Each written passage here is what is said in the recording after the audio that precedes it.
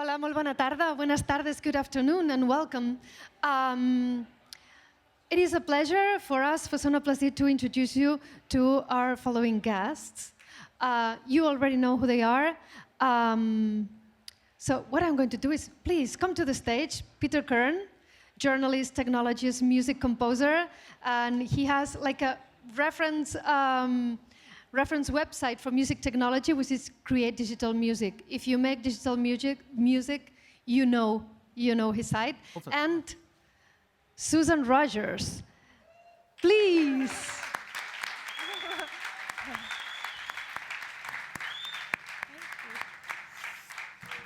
You already know also who she is, and I think that it's amazing that she's had 3 different very successful careers in music industry in just one lifetime, which is a lot. You already know her background, and she is going to tell you all about it, and they are going to have a conversation on music and intelligence and yes, and lots of other interesting things. We are extremely excited to have them, so let's start, and hands together again, please.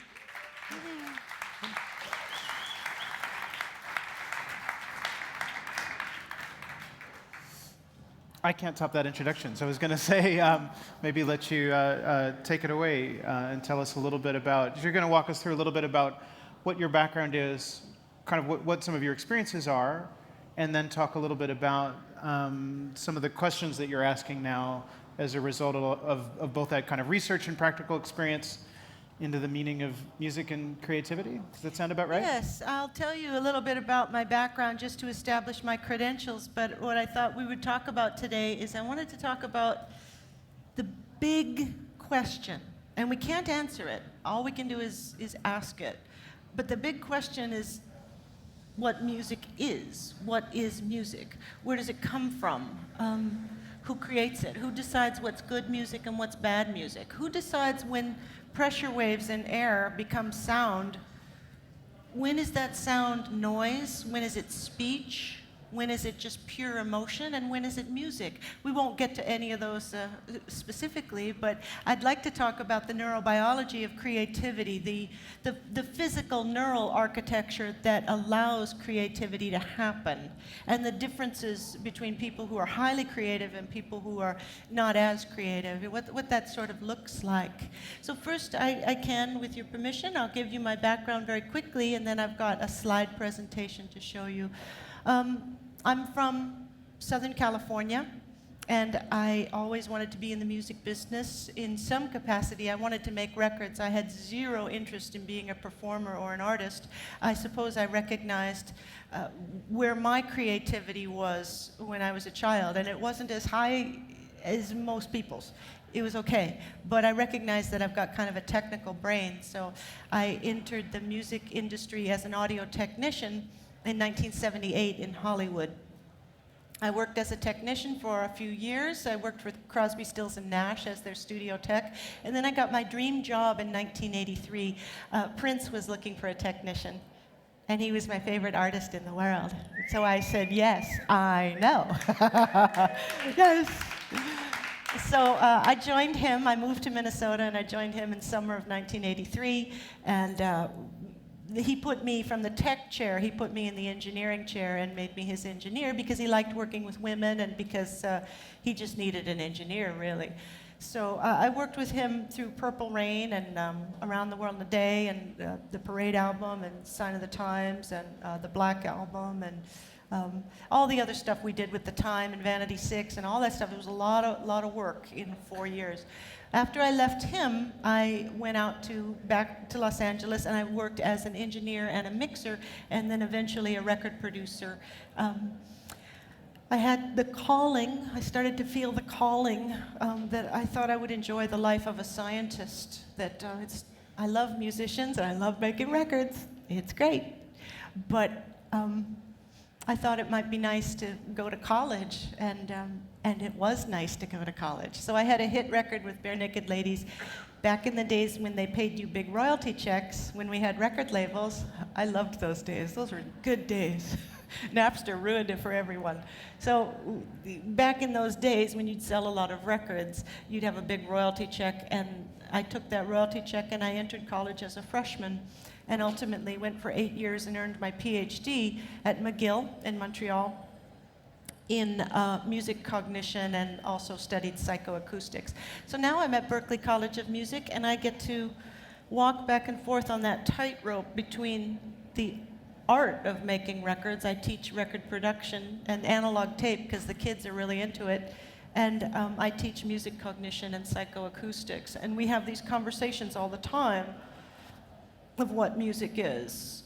Whether you're making it, or you're producing it, or you're engineering it, or you're mixing it, or you're a scientist who's delivering it as a stimulus to someone in a booth. What's great is that we don't have the answers. It's the questions and the exploring that's interesting. Do those topics ever overlap, where are you ever kind of working with production on tape and start to have a discussion about cognition, or working on cognition and start to have a discussion about tape, or do you kind of keep those things separate? One thing I can say for sure is that you cannot, I think, this is my personal opinion, you can't use a scientific rationale or algorithm to create art, because art is too complex. Art is as complex as a human being is, and as all human beings are.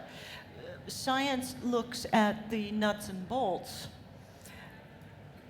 but understanding the nuts and bolts doesn't tell you how a car works. You mean that you can't use an algorithm to sort of replace the human creative process?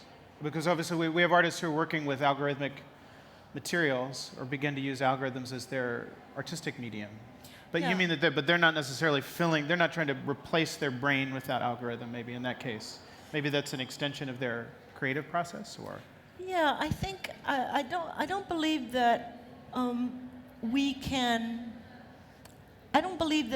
design music from a scientific or a rational place, because I don't think that doesn't serve the function of what music is. So I'm fond of saying that music is an expression of life, and it's possible. We do it all the time. We can make music from the neck up. We can think about it and we can write it because we know how it goes, just like you could write a book from the neck up. But music isn't just from the neck up. Music has heart, and music has hips. You can make music just from the belly button, and you should. You should make music, so much rock music is just from the gut. It's that primal instinct. This is what it sounds like to lust after someone, or to be envious of someone. That's music from the heart. Or to be angry at someone, or to be just smitten with someone. That doesn't come from the head. That comes from the coursing through your system, your nervous system and your blood system, the coursing of neurotransmitters that are part of your emotional system. So music evolved in order to be especially effective at manipulating emotions. So to take a machine-based approach and to create music purely from a mathematical perspective would remove something that, well, I've got a slide here that I hope illustrates the point. It removes intentionality. Did you mean to do that? A human being has intentionality.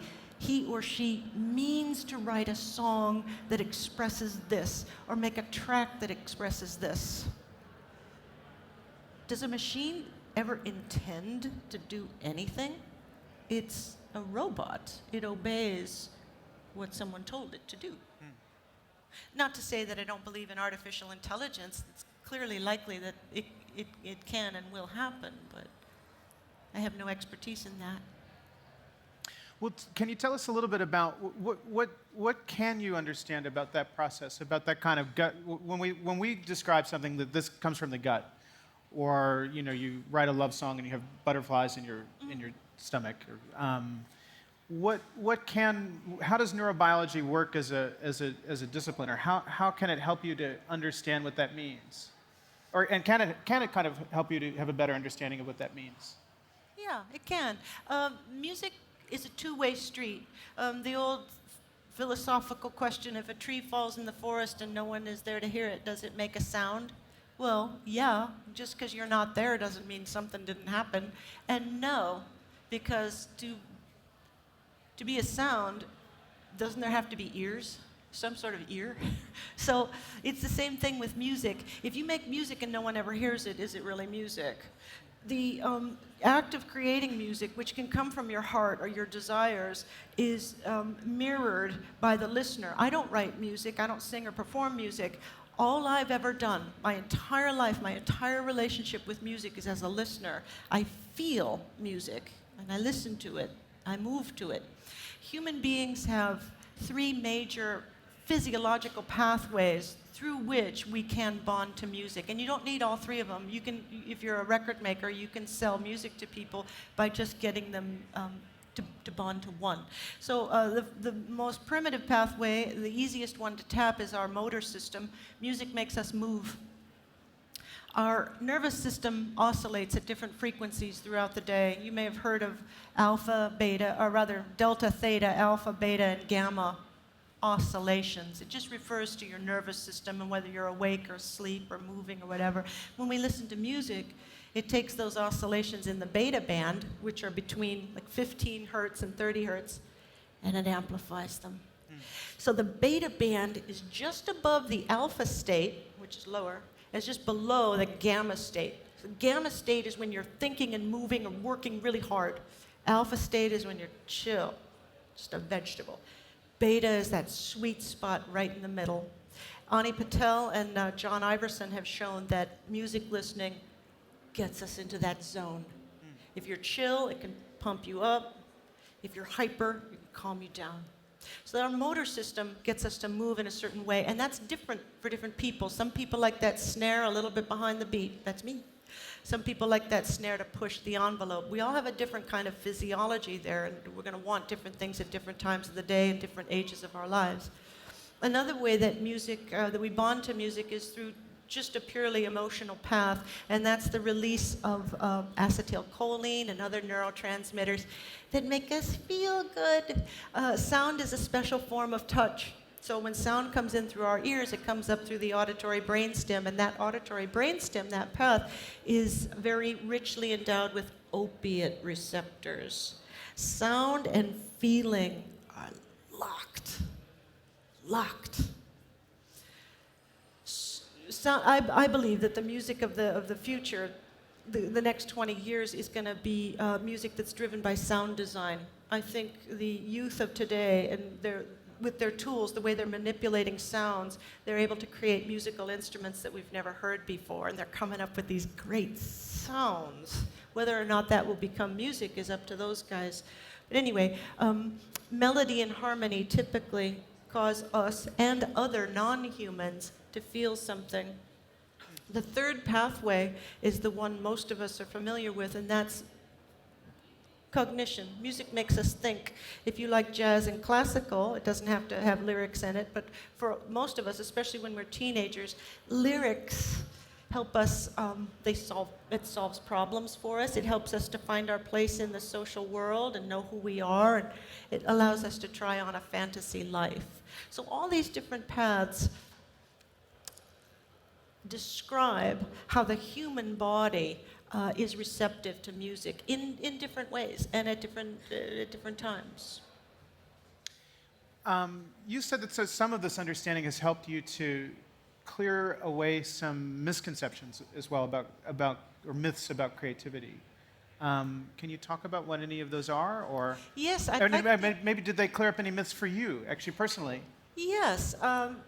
Lately, it's a hot topic right now in music cognition. Researchers are interested in aesthetic experiences and what the neurobiology of an aesthetic experience is. Wouldn't every record producer like to know? Like, what's actually happening in our bodies when we listen to something and we go, yes, yes, that's it. And when we listen and we say, not even close. The difference can be milliseconds in timing or pitch, or chord resolution, But somehow human beings have decided the difference between good and bad. Scientists are exploring what that is. So I've got some slides if you'd like to go through them, just talking about the neurobiology of creativity, and then we'll return to our conversation. Henrik Ibsen said that creativity is the spark of divine fire. It used to be thought that creativity came from the gods. Scientists say that in order to be creative, something has to be original, it has to be useful, and it has to be productive. You have to make something, a thing that lasts, before we can call it creative. A lot of people have original ideas, but they have no practical value whatsoever. You think of people who are mentally ill, wouldn't necessarily be called creative. Trying to be creative is not the same as actually being creative. It can't be forced. Look at these two paintings and tell me which one, point up or down, which one do you think was made by a famous artist and which one was made by a 4-year-old? Which one is the famous artist, up or down?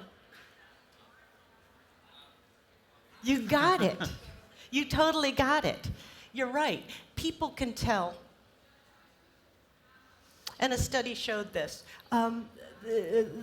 Ellen Winter and her colleagues looked at visual art, and they compared, 4-year-old drawings, which 4-year-olds do things typical of that lower one, and an abstract impressionist artist. And people could tell the difference because the artist, his work shows intentionality. He meant to do something. And even in abstract art, because music is abstract as well, there's meaning behind those gestures, whereas with the 4-year-old, that's a 4-year-old, it's just random.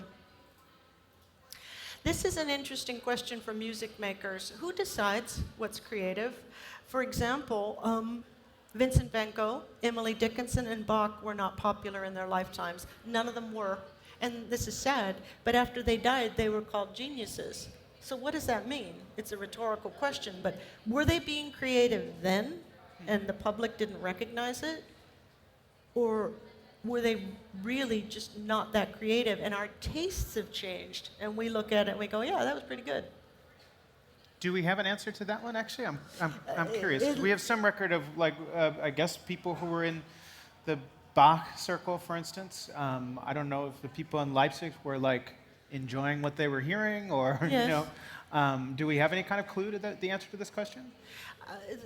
Not from the science writings that I've read, recent science writings. They're exploring that. I suppose that would be a sociology question. Musicology, be something yeah. out of the humanities. But it's interesting to consider that culture. Every music maker needs to be cognizant of this.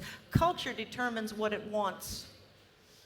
And if something is ahead of its time, culture is saying, we're not saying you're not good, we're just saying we don't want you right now. And it's an awful lot like food. People are eating kale and quinoa and things like that now, but in the 1950s, nobody was interested in kale, quinoa, at least not in the United States. People weren't interested in those things. So tastes change. Same thing with fashion. There's fashion on the runways that must be way ahead of its time because it looks hideous to me, but maybe in 100 years, maybe people will like it. Creativity in art and in science are the same, but they're kind of different. They're the same in some respects, but they're different in others. And this, studying this gave me insight into Prince. So a mathematician, a scientist, an inventor, their creativity usually comes in one burst. It's a flash of insight. Got it. But for most painters and writers and people in the arts, their creativity unfolds over time. You take a long time to make a song, and typically, for most of us, people do a demo of a song, and then you work on it in production. It doesn't always turn out like you planned. You're always massaging it and pushing it around to get it to be what you think it can be, and it takes on a life of its own. But Prince would do a song a day. Most people would do a song in a week. He'd do one a day, and then the next day, and the next day, and the next day. And he worked so fast, it was as if, like a mathematician or a scientist, as if the song came to him fully formed in his head in an instant, and then he would just add the instruments. Bam, bam, bam, bam, drums, bass, keys, guitar, vocals. He went so fast. That's an extraordinary musical mind, because most musicians don't work that way. Most musicians work like writers and painters and novelists.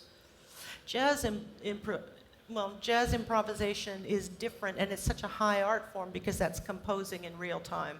You've got chord changes that are known. Now here's 32, 64 bars of Autumn Leaves. Make us hear this like we've never heard it before. Go. How genius do you have to be for that? Creative people have a certain brain which gives rise to certain personality traits. The scientists regard creative people as those, and these are tested, and this is why we have these correlations. Creative people are generally very open to new experiences. They're generally adventurous. They're very curious people. They are sensitive, emotionally sensitive. They're persistent. They have that focus and that diligence that they can keep going. And they have a certain kind of myopic single-mindedness. When they get on something, they usually won't get off of it until it's done, which is why folks who are schizophrenic typically don't, they're creative in a sense, but not creative as we would as we would truly define it, because although they have original ideas, they don't have the persistence and the focus to actually make something. Those personality traits can cause creative people to hurt a lot. Creativity can be painful. J.K. Rowling has spoken about that, and one of my musical heroes, Brian Wilson of the Beach Boys, has talked about that. Joseph Campbell, in the book The Hero with a Thousand Faces, a book that influenced Mick Jagger and Paul McCartney and David Bowie, great. He talks about when you're creative, you have to go deep into your own psyche, and it's like going on the hero's journey. It's like being Harry Potter or Frodo or whichever one threw the ring in the dragon's mouth or whatever it did. It goes on you go on a journey into the depth of your psyche. And if you go deep enough, you touch the archetypal truth. You touch the truth that is not your personal experience, everyone's personal experience. And that can be a dark place. So very creative people, like J.K. Rowling, Brian Wilson, and many others, when they come back from that journey, they often come back scarred for having gone to that well of creativity so deeply, so often. It's a dark place. Can be. Neil Simon, the playwright, here's what he said about creativity. I'll go through these quickly now. He says, I slip into a state that's apart from reality. Creative people can mentally detach from their surroundings. He says, I don't write consciously. Most artists will tell you this. It just comes to them. He says, my mind wanders even as I talk. A lot of creative people have more ideas than less creative people, and so they're less likely to censor them. And this is something I've heard a lot of creative musicians say, the people that I've worked with. They often feel like and behave as though they're a little bit invisible. They actually don't have these big personalities. They save that for the stage and for the studio. In person, they're generally reticent and shy. They're observers, they're writers. Here's what creativity is not. It's not under conscious control. It's not constant over a lifetime. You can go through periods where you're on a roll and periods where you hit a dry patch. It's not right brain versus left brain, it's the whole brain. Although there are hemispheric differences, your whole brain is creative. It's not dependent on being depressed or manic or in a dark mood. That's one of the big fallacies about the music business. You have to be a tortured artist. Yeah, actually, if you're tortured, you're actually less creative than creative people often do their best work when they're happy. And it's not dependent on any kind of altered consciousness or alpha state. It doesn't work either. Creative thinkers generally imagine more events or stimuli, and they show reduced inhibition. So there's a circuit in the brain. This is the parietal lobe right here. It's responsible for motor control. In the back is the occipital lobe, where we process vision. So right in there, the right-hand side on the parietal lobe, down deep, there's a circuit that is where they say the brakes are on creative flow. So I was talking with Peter about this earlier. if I need to come up with a creative solution to a problem, I do what most normal people do. I'm thinking, oh, how would that work? How would it work? And ideas are flowing, the back of the brain towards the front, front to the back as well. It's always bidirectional. But it's going through this circuit. And once I come up with something that I think, yeah, that'll work, I do what most people do. The brakes kick in. There's an inhibition that kicks in. And then I go from art, which is original thinking, to craft, building something. Now let's make it. But really creative people show diminished activity in those breaks. And they'll have a creative idea. And then they just keep coming and coming and coming and coming. And that's one of the biggest things that differentiates a highly creative person from a less creative person, is that the ideas keep flowing. And they don't necessarily stop and go to that building stage very quickly. There was my old boss, there was Prince, and I saw up close the positives and negatives of a creative mind. Creative people can perceive what other people don't see, or hear what other people can't hear. They generally have high intelligence and a high working memory, mental flexibility. They have the personality traits of being very dedicated and focused. They persist in the face of rejection. Think about comedians.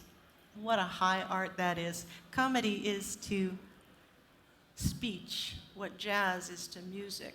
I admire those people. And they're adventurous and uninhibited. However, all of us can think of the most creative person we know, and we probably would all agree that person's a pain in the ass. Creative people can be sometimes annoying, and they sometimes are prone to, they live in social isolation because a lot of other people just don't get them often. It's a dangerous place. This is the last slide, but I'd like to share it with you. The idea is not mine. It comes from Bill Verplank in Silicon Valley. He's credited as being the co-inventor of the computer mouse. He's the Silicon Valley guy from way, way back. And when he gave this lecture at McGill, he was talking about Steve Jobs, Paul Allen, Steve Wozniak, and Bill Gates. So he was saying, when we have a highly creative person, when we have an artist, that artist's ideas come from the muses or the gods, but artists are good at thinking of creative ideas. They're not necessarily good at building them. So the next archetype the artist needs is the engineer, the person who is maybe not as creative, but the person whose mind works in the world of logic and physics and mathematics. I know I'm one, and I have done good work when I've been in partnership with very creative people, because I can get things done. Once those two have built something, however, they usually don't, neither archetype has the people skills to be able to sell something, so they need the entrepreneur, the person who's got some salesmanship and can actually sell and market that record or that idea they've just made. But none of those folks fit the archetype of the competitor, the one who's in it to win it, the one who wants to be number one and make the most money. The other three archetypes generally don't think that way. Bill Verplank was saying the most successful creative projects happen when you have all four of those to the extremes. Yeah. Like a Steve Jobs and a Steve Wozniak, or a Bill Gates and a Paul Allen. He was arguing that those people were embodied all of those extremes themselves, or that they were gathering people around Pairs of them. He compared Steve Jobs to the artist and Steve Wozniak to the engineer. And Bill Gates, I don't know Microsoft too well, so I think Bill Gates was the entrepreneur and the other guy was the competitor. Yeah. That's probably right. Because it occurs to me that some people are all over this graph now. So I wonder, as you better understand these different modes of being, does that allow you to kind of navigate from one to the other more easily? What I think it does is it allows you to recognize the kind of thinker you are. And if you are someone who could honestly say, well, I'm all four of those things, you're probably not on the extremes. You're probably not extremely creative or an extreme engineer, because these archetypes reflect different types of thinking, which has a physiological correlate.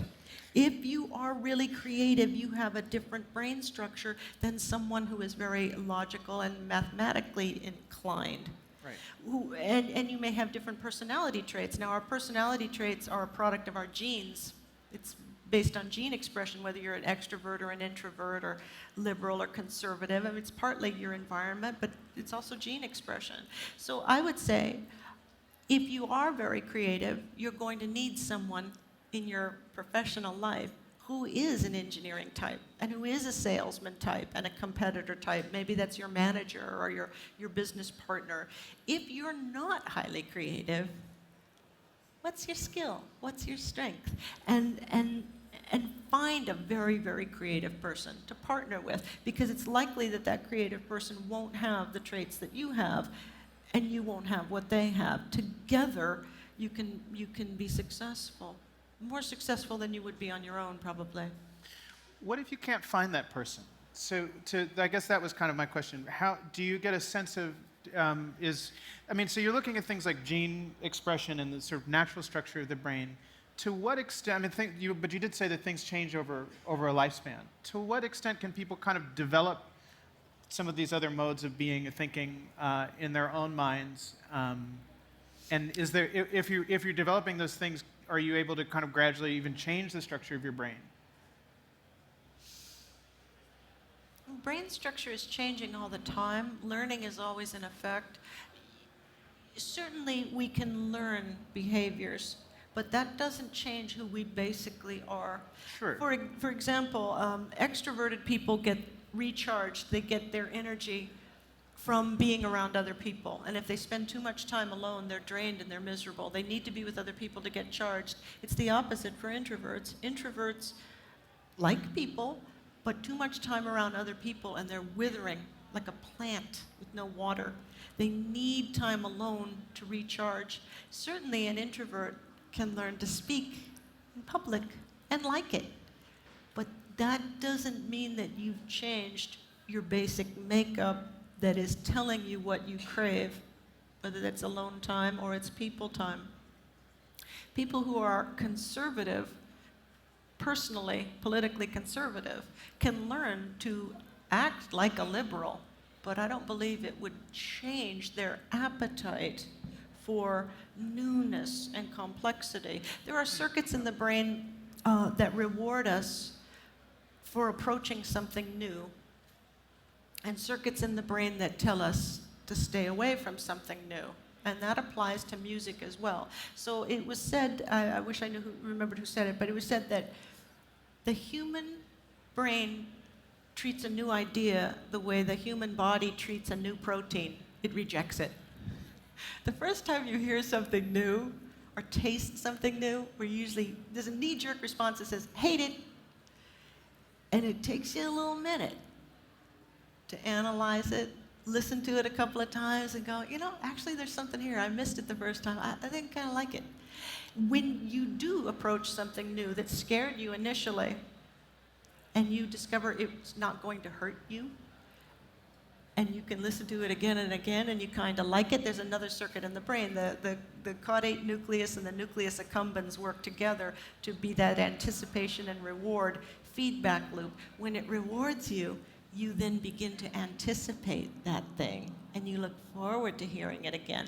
This happens in all of us as individuals and in the society, which is why Kendrick Lamar's record can be the record of the year, where 10 years ago we wouldn't have been ready for Kendrick Lamar. But we're ready now, and that innovation is now creeping its way to the top of the popular charts. Innovation always moves in the forward direction. It doesn't go back. In music, anyway, we're reaching toward greater complexity and newness, and that newness and complexity needs to be coupled with familiar items.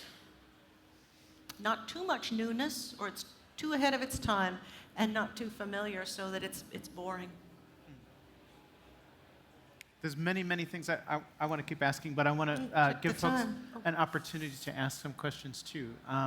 And since I know, so we have a microphone over here, we have a microphone over there.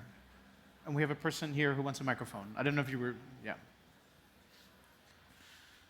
Hi, Susan, and well, thanks because you're like such an inspiration for me. Thank you. So it's not about neurobiology, it's about gender. So do you mind if I ask you something about gender? Oh, please. Yeah. All right, thank you. Thanks for that. Because before your dream job, what challenges did you have as a woman before you were the sound engineer of Prince? Because you were such a passionate person for music business as I am, and being a woman, unfortunately, still you have some challenges. So I would ask, which were your challenges and how did you overcome it, if that makes sense? There are a lot of challenges for women or for any group of people who are trying to infiltrate something that has traditionally kept them out. You can ignore challenges, you can rise to meet challenges, or you can learn to just live with them. So some of them I learned to live with, some of them I just ignored as if they didn't even exist. The biggest challenge, I think, early on that I needed to face was an identity in terms of what I would wear on the job. There just weren't that many women technicians. There were men, and they just wore those, those little plaid shirts with the short sleeves and the pocket protector. I didn't know if it would be okay to look like a woman on the job. That was a challenge. It took a little minute. And my colleagues Sylvia Massey, Trina Shoemaker, we talk about what should I look like as a record producer? Like, what's appropriate? The answer is just look like yourself, whatever you feel like looking like. There's the challenges that I ignored included things like dating. I just having children. I just deliberately didn't even want to deal with it. I wanted my career, so I ignored those things. The challenges that I accepted, and I still do. I don't know if the young women are going to accept it, but I did. Was the fact that men in society are rewarded for working their asses off and not being home when the kids have dinner and when the kids go to bed. Oh, what a good dad. Oh, great dad. Oh, he's working. He's trying to put a roof over our heads, children. Oh, what a good man. Ah, we got a good one. A woman who does the same thing is considered not a very good wife, not a very good mom, is she? She's out there working all the time, thinking only of herself. How selfish is that? That's a tough one. And the young women of today, I think they're going to solve the problem because we've got role models now on movies and television who are solving this problem. It needs to be addressed, but that's going to take some time. So yeah, there's many, many challenges. Personally, for me, I navigated through and don't have any complaints about being female. I'm sure the odds are that I was paid less than men for doing the same job. Not by every client, but the odds are I probably was. I think my career would be different had I been a man, but I'll never know. I've only been the one gender. Hi. So I would like you to spend a bit on when you were talking about the 3 major pathways and you mentioned the nervous system and when you hit that balance. And then you also talked about like that moment when something makes you go yes. If you can spend a bit on that, what you've learned from what specific studies you've taken, or if there's any like documentary or stuff like that that goes deep into that. That moment is the moment that makes careers. So all of us make music, and you have all had the experience of playing your music for someone, and the person goes, yeah, it's good, I like it. They're not buying that record. They're saying, yeah, they like it because they like you. And maybe they like it, it's good. But there's a very different reaction that leads to record sales and ticket sales, and that's when you listen to a piece of music and you go, oh, I want that. That must be mine. And you know it. You know, I can't wait to play this again. Where does that come from? That's what scientists are exploring right now, neuroesthetics. Something in your system has made a decision. Now, We all have categories, and a category is it tells you that psychological boundaries have been drawn between two different things. These are all the apples that I like, and these are the apples I don't like. You drew that boundary. Likewise, with music, you're going to draw a boundary between the rhythm that you like, the vocal performance that you like, the timbres that you like, the arrangements that you like. You've decided, and that's a living thing. It's going to change as you listen to more and more music throughout your lifetime. So I'm probably drifting away from answering your question, but there are those three paths, but we don't know exactly what it is that causes one person to go, yes, and another person to say, oh, hell no. It happens all the time. And you can think about it with food. Some of us, have an appetite for certain flavors that we love, and other people would go, yuck, what is this? It's our physiology, and it's our experience and our anticipation of what we're going to be hearing or tasting. It's complex. Question in the back here, sort of next to the... Yeah, we'll have lots of opportunities to observe what you just described the next couple of days, I think, at Sónar. So people having very different neurological, emotional, physical reactions to the stuff that they're presented with here. It won't be universal, right? Yeah, I love that. I love when it happens in me. I'm thrilled by it. And if you are working in the music business in any capacity, you should monitor yourself really carefully and to know when you have both the positive and the negative response. When you say, I love that, think about it. What do you love? What do you love? What got you? Was it the lyrics? Was it the groove? Was it the tones? What got you? Was it the chord changes? And when you think to yourself, oh, this is awful. How can anyone call this music? How can anyone like this? Why don't you like it? You don't know the answer, but it's good to explore the question, because exploring is going to give you information to understand how other people like or dislike music. I'm going to let her get in her question. Hi, thank you so much. This has been so fascinating. I was wondering if you could elaborate on the criteria that a lot of scientists have found, according to you, that creativity has to be useful. Because I feel like a lot of artists would want to push back on that. Like, no, what I make doesn't have to be... Like, what does that word useful mean? Like, useful in society or useful personally? It has to fulfill a need. So as I said earlier about does music really exist if no one's listening to it? You can make music by yourself, for yourself, the rest of your life. But can you really be said to be making music if it doesn't reach a broader audience than just yourself? Just as, like a chef could spend his entire life in the kitchen making food for just himself and never selling it to anyone or never letting anyone taste it. Is he a chef? It's a philosophical question. I don't know the answer. But music has a form. We're always manipulating its form. But it also has a function. In order to be a chair typically is going to have a seat, and it's going to have 4 legs, and it's going to have a back. And so that makes it a chair. It's useful. You can sit on it now. But you can also sit in a beanbag chair. So it doesn't have to have legs. It doesn't have to have a back. A beanbag chair is a chair. But it's not as useful as this chair. A beanbag chair would work in the kids' room, maybe. It's going to have limited functionality. So that's why we say to be creative, it also needs to be useful in some capacity. If you couldn't sit on it, we couldn't call it a chair.